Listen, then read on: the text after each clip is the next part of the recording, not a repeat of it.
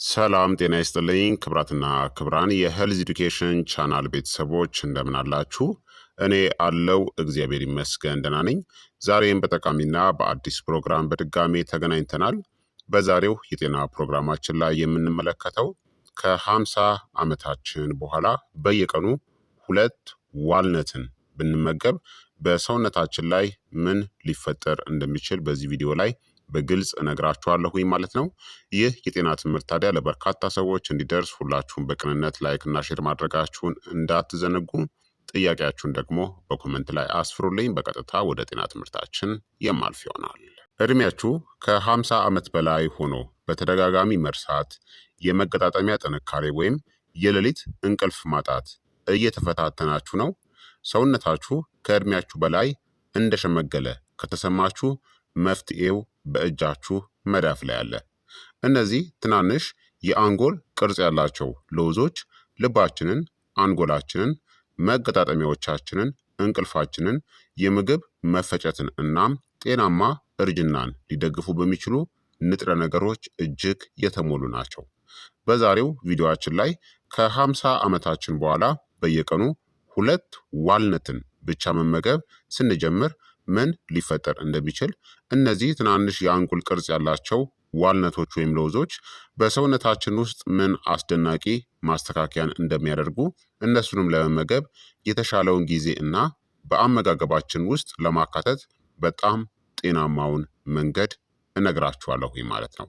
በቀጥታ ከ50 ዓመታችን በኋላ ሁለት ዋልነቶችን ብንመገብ የምናገኘውን ጥቅም ልንገራችሁ። አንደኛ፣ ዋልነት አንጎላችንን ለመጠበቅ ይረዳል። ዋልነት የሚያስገርመው ከአንጎል ጤና ጋር የተያያዙ ንጥረ ነገሮችንም ይዟል። ከ50 ዓመት ዕድሜ በኋላ ብዙ ሰዎች እነዚህን ያስተውላሉ። መርሳትን፣ የማሰብ ፍጥነት መቀነስ፣ ትኩረት ለማድረግ መቸገር እናም የአእምሮ ድካም። ይህ በከፊል የሚከሰተው በዕድሜያችን መግፋት ምክንያት አንጎላችን ለብግነት ወይም ለኢንፍላሜሽን እናም ለኦክሲዲቲቭ ስትረስ ይበልጥ ተጋላጭ ስለሚሆን ነው። ዋልነት እነዚህን ይዟል። ኦሜጋ 3 ፋቲ አሲድን፣ ፖሊፊኖልስ፣ ቫይታሚን ኤ፣ አንቲ ኦክሲዳንቶችን ይዟል። እነዚህ ንጥረ ነገሮች ጤናማ የአንጎል እርጅናን ለመደገፍና የአንጎል ሴሎችን ከጉዳት ለመጠበቅም ሊረዱን ይችላሉ። አንዳንድ ጥናቶችም እንደሚያሳዩት አዘውትሮ ዋልነትን መመገብ እነዚህንም ሊደግፍ ይችላል። ትውስታን፣ ትኩረትን፣ የአእምሮ ንቃትን ጭምር። ዋልነት ተአምራዊ ፈውስ ባይሆንም ወደ ጤናማ የአኗኗር ዘይቤያችን ማካተታችን ዕድሜያችን እየገፋ ሲሄድ አንጎላችን ይበልጥ ጠንካራ ሆኖ እንዲቀጥል ይረዳል። ይህም ብዙ የአመጋገብ ባለሙያዎች ዋልነትን የአንጎል ምግብ ብለው የሚጠሩበት አንዱ ምክንያት ነው። ሁለተኛ፣ ለልባችን ጤና ድጋፍንም ይሰጣሉ። የልብ ህመም ተጋላጭነት ከ50 ዓመት በኋላ በከፍተኛ ሁኔታ ይጨምራል። ከፍተኛ ኮሌስትሮል፣ ከፍተኛ የደም ግፊትና ብግነት በዕድሜ መግፋት ምክንያት ይበልጥ የተለመዱ ይሆናሉ። ዋልነት እነዚህን ስለሚይዝ ሊረዳን ይችላል። ጤናማ ቅባቶችን፣ የእጽዋት ስቴሮል፣ ማግኒዥየምና ኢነርጂን፣ እነዚህ ንጥረ ነገሮች ጤናማ የደም ስሮችንና የደም ዝውውርንም ሊደግፉ ይችላሉ። በትራንስፋት ወይም በጎጂ ቅባትና በስኳር ከተሞሉ የተቀነባበሩ መክሰስ ምግቦች በተለየ ዋልነት በአብዛኛው ያልበሰሉ አንሳቹሬትድ የምንላቸው ቅባቶችን ይዟል። እነዚህም ከተሻለ የልብ ጤና ጋር የተያያዙ ናቸው። ምርምሮችም እንደሚያሳዩት ዋልነት እነዚህን ሊረዳን ይችላል። ኤልዲኤል ወይም ደግሞ መጥፎ ኮሌስትሮልን ለመቀነስ፣ ብግነትን ለመቀነስ እናም የደም ስር ስራንም ለማሻሻል። በትንሹም ቢሆን በየቀኑ መመገባችን በጊዜ ሂደት ልዩነትን ሊያመጣ ይችላል።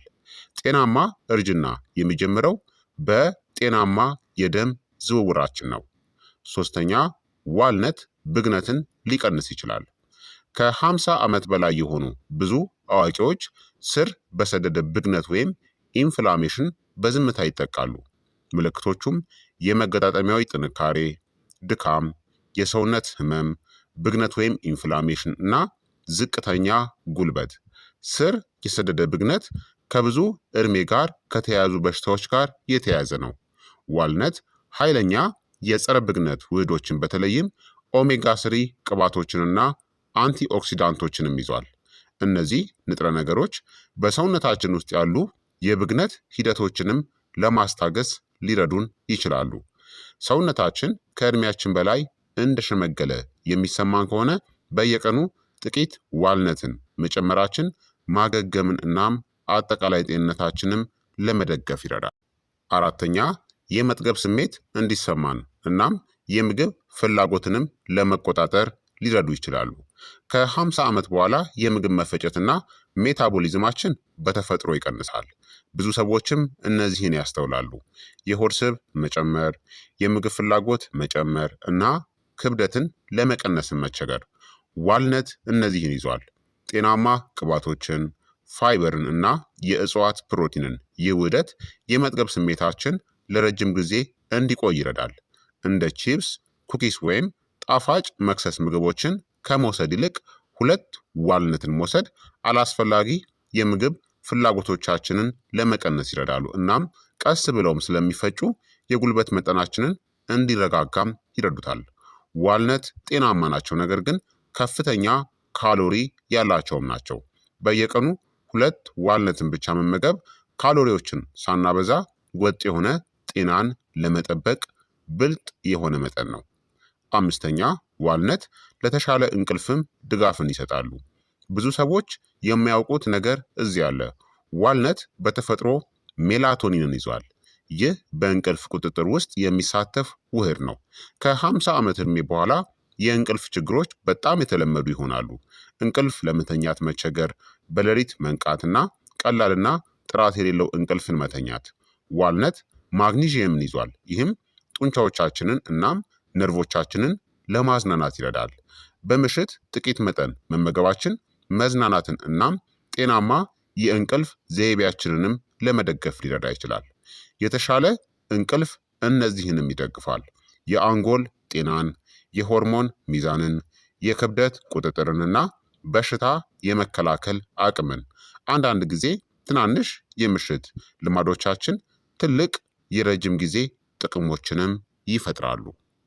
6ኛ ጤናማ የምግብ መፈጨትንም ይደግፋሉ። የአንጀት ጤንነታችን ከዕድሜ ጋር ይለወጣል። ከ50 ዓመት በላይ የሆኑ ብዙ አዋቂዎች እነዚህ ያጋጥማቸዋል። የሆድ ድርቀት፣ የሆድ መነፋትና የምግብ መፈጨት መዘግየት።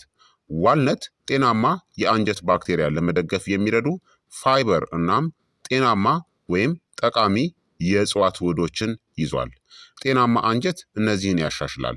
የምግብ መፈጨትን፣ በሽታ የመከላከል አቅምን፣ የንጥረ ነገሮች መመጠጥን እና የብግነት ወይም የኢንፍላሜሽን ቁጥጥርን። አንጀታችን ከሞላ ጎደል እያንዳንዱን የሰውነታችንን ክፍል የሚነካ ነው። 7ኛ ዋልነት ቆዳችን በተሻለ ሁኔታ እንዲያረጅም ይረዳል። እድሜያችን እየገፋ ሲሄድ ቆዳችን ኮላጅንን፣ የእርጥበት መጠኑን እና የመለጠጥ ባህሪውን ያጣል።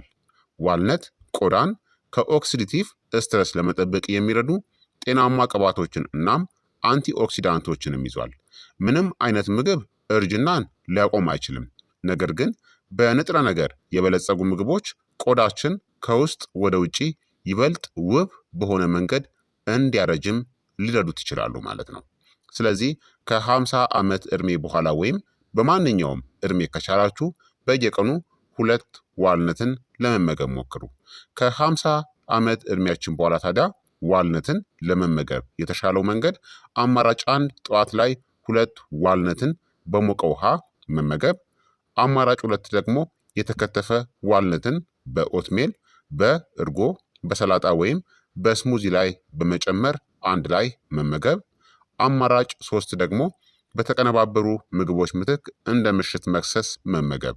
ታዲያ ለቀላል የምግብ መፈጨት ዋልነትን በአንድ ጀንበር ወይም ለአንድ ሌሊት በውሃ ውስጥ ዘፍዝፎ ማቆየት ይመረጣል።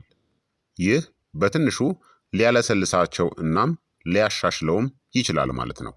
ሊወገዱ የሚገቡ አስፈላጊ ስህተቶች የምንሰራቸው አላስፈላጊ ስህተቶች ደግሞ ዋልነት ጤናማ ናቸው፣ ነገር ግን እነዚህን የተለመዱ ስህተቶችን ስንመገብ እናስወግድ። አንደኛ ብዙ መመገብ የለብንም፣ ምክንያቱም ከፍተኛ ካሎሪ ያላቸው ናቸው።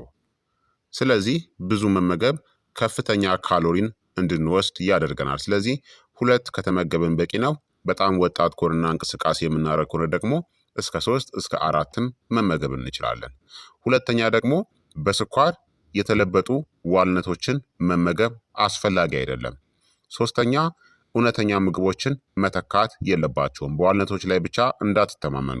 ዋልነት የተመጣጠነ አመጋገባችንን መደገፍ አለባቸው እንጂ ገንቢ ምግቦችን መተካት የለባቸውም። አራተኛ የአለርጂ ምልክቶችን ችላ እንዳትሉ። የለውዝ አለርጂ ያለበት ማንኛውም ሰው በሐኪም ካልተፈቀደለት በስተቀር ዋልነትን ማስወገድ አለበት። በአጠቃላይ በየቀኑ 2 ዋልነት ቀላል ሊመስል ይችላል። ነገር ግን በጊዜ ሂደት ይህ ትንሽ ልማዳችን የአንጎል ጤናን፣ የልብ ጤናን፣ የተሻለ የምግብ መፈጨትን፣ ጤናማ እርጅናን፣ ተጨማሪ ጉልበትንና ብግነትንም ለመቀነስ ይረዳል ማለት ነው። ሚስጥሩ ወጥነት ባለው መልኩ መቀጠላችን ወይም ደግሞ በየቀኑ መመገባችን ነው። ታዲያ በዚህ ቪዲዮ ከተደሰታችሁ እናም ከተጠቀማችሁበት ቪዲዮውን ላይክ ማድረጋችሁን እናም ቻናሉንም ሰብስክራይብ ማድረጋችሁን እንዳትዘነጉ። ጠቃሚ ነው ብላችሁ ካሰባችሁ ደግሞ ለሚጠቅመው ሰው ይህንን የጤና ትምህርት ሼር ማድረጋችሁን እንዳትዘነጉ። ጥያቄያችሁን በኮመንት ላይ አስፍሩልኝ። በቀጣይ የጤና ትምህርት እስከምንገናኝ እኔንም እናንተንም ቸር ያቆየን። መልካም ጊዜ፣ መልካም ቆይታ። ቻው ቻው።